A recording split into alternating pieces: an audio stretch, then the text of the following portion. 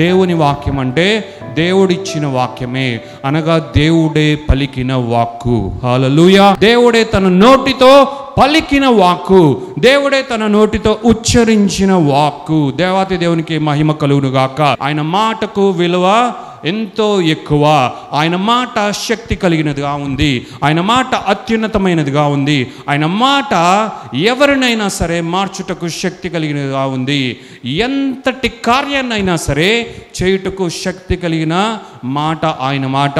ఆయన మాట అంటే మాట.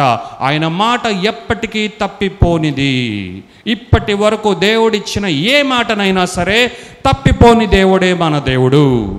ఎప్పుడు కూడా ఆయన మాటను నెరవేర్చిన దేవుడే, నెరవేరుస్తున్న దేవుడే, ఎప్పటికీ నెరవేరుస్తూనే ఉండే దేవుడే మన దేవాతి దేవుడు. ఆయన మాట దేనినైనా ఛేదించి, దేనినైనా అధిగమించి, దాటి వెళ్ళి మరి ఆయన అనుకున్న కార్యాన్ని చేసి వచ్చేదిగా ఉంది. దేవత దేవునికే మహిమ కలుగునుగాక. అందుకే ప్రవక్త అయిన యెషయా ఏమంటున్నాడు, ఆయన విడుదల చేసిన ఏ మాట అయినా సరే, ఆయన అనుకున్న కార్యము, ఆయన అనుకూలమైన కార్యం అది చేయకుండా ఆయన యొద్దకు మరలా తిరిగి రాదు అంటున్నాడు ప్రవక్త అయిన యెషయా. ఈ మాటను మనం జ్ఞాపకం చేసుకొని మనం ఉత్తేజభరితులవ్వాలి. దేవుని నామానికి మహిమ కలుగునుగాక.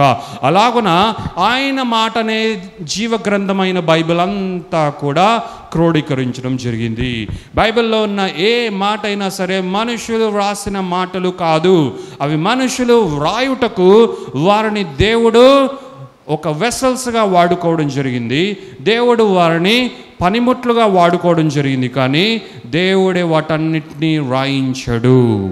దేవుడే ఇంకా వ్రాసాడు అని కూడా మనం చెప్పుకోవచ్చు. పరిశుద్ధాత్మ దేవుని యొక్క శక్తి ద్వారా, పరిశుద్ధాత్మ దేవుని యొక్క అభిషేకము ద్వారా, పరిశుద్ధాత్మ దేవుని యొక్క ఆవేశము ద్వారా ఈ వాక్కులన్నీ కూడా తన భక్తులైన బిడ్డల ద్వారా దేవాతి దేవుడే వ్రాయించి ఇంత గొప్ప గ్రంథాన్ని మన చేతిలో పెట్టడం జరిగింది. మనందరికీ ఆశీర్వాదకరముగా చేశాడు. మనము ఇంకా అడుగకనే ఇంత గొప్ప ఏర్పాటు దేవాతి దేవుడు చేశాడు అంటే మనము ఇలాంటి ధన్యులము కాదు. మనం అత్యున్నతముగా ఆశీర్వదింపబడిన వారము. దేవునికి మహిమ కలుగునుగాక. హల్లెలూయా.